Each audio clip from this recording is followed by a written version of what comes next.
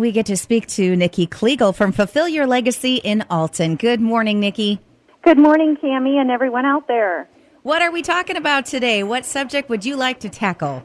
Yeah, so the problem today is going to be unloving the unlovable. I actually did a post this week. It's coming out on this subject, but I had a few coaching clients ask me over the last few months really on how hard it is and what they're supposed to do when it's somebody that they really care about.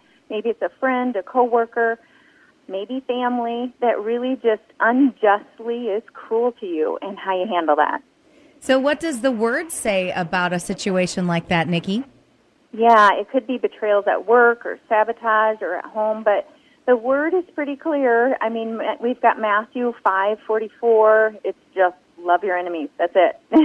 We also have like Luke 6:28, and it talks about blessing those who curse you and pray for those who mistreat you. And I feel like some might think, oh, that's so cliche to even say all these things, but the truth is it's more like, how do we do this? I mean, we know we're supposed to do it, but how? So I thought we might look at what Jesus did, because let's take the Last Supper as an example. I mean, can you imagine anything more worse than being in this situation? And we think our trials are horrible, but I mean, if he can do this, we can do these for our daily trials. But let's look at some of these things, and kind of the order in which this happened, I think, is so essential. So first of all, he's become aware that somebody's going to betray him.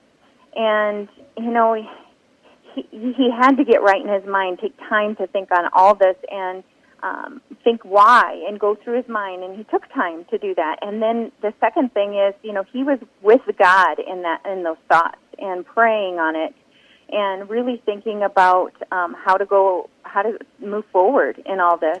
And then the third thing was, and I think this is so essential and something that really can help us move along, is he kind of called him out. And I don't know, I'm using my worldly terms in this, but, you know, just not letting people off the hook. And a lot of times when I'm coaching with people, they'll sort of say, I'm just supposed to turn the other cheek. And yes, sort of, but you also can't let things continue to go. And I like how we have this example where, you know, he also said, one of you is going to do this. And making sure it's known. And then last, he served them to follow that. He unconditionally served them. So that helps me understand more like how we do this, where we love our enemies, how we bless them and pray for them. Well, that's exactly what he did. You know, he prayed, he still served on them, but he kept it straight in his mind. So that's the word. That's the example we have from the word.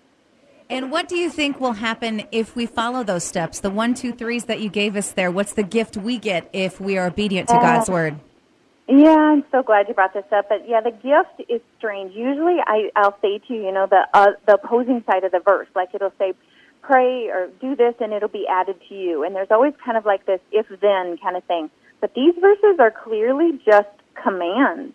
And so I just think that when it's time to talk about the gift, we have to understand that we're really told that we have to do this. We need to love our enemies, and that's so hard. But the gift is that if we go to God, we get His support. You know, we get that clarity and that wisdom on how to move forward and that strength on how to move forward.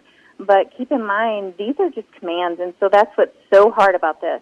And then last, we have that choice, you know, what are we going to do? And I wanted to just kind of spell it out one more time, but it's free will. And so I say, you know, really make our expectations known. Like I was talking about the awareness that Jesus had, like somebody was going to do this, being aware of it and what to do. But we have to have our rules clear, and we have to know when we're in the middle of an attack or a fight, you know, where our place is and where it isn't, and that the person is right or wrong, and not about that, but clarity on knowing that, so that we're not letting things continue, condoning things, all these things. And then next, state it. You know, instead, it didn't become a big, huge brawl at the Last Supper. I mean, it was just stated, and that helps so much to not get drug into stonewalling and drama and all these things. Just state. Once you know and you're clear that it's wrong, you just say, I'm not happy with this, or I can see this is happening, or state it. And then last, serve with grace, just like Jesus did. And so that is my hope, that we will choose to do this and wait for the blessings of it. Practical advice and spiritual wisdom. Nikki, if people want to learn more about what you do at Fulfill Your Legacy, or speak with you, or maybe set up some coaching, how do they reach you and learn more about your programs?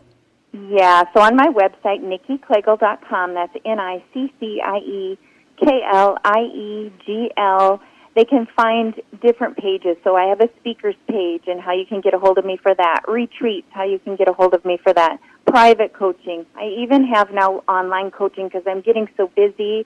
And also not everyone can afford it. So I have a lot of online packages where it's more affordable and it's available to everyone. Nikki, thanks for joining us today. We look forward to hearing from you next week from Fulfill Your Legacy. Thanks for being a part of Doctor in the House. You betcha. Thank you.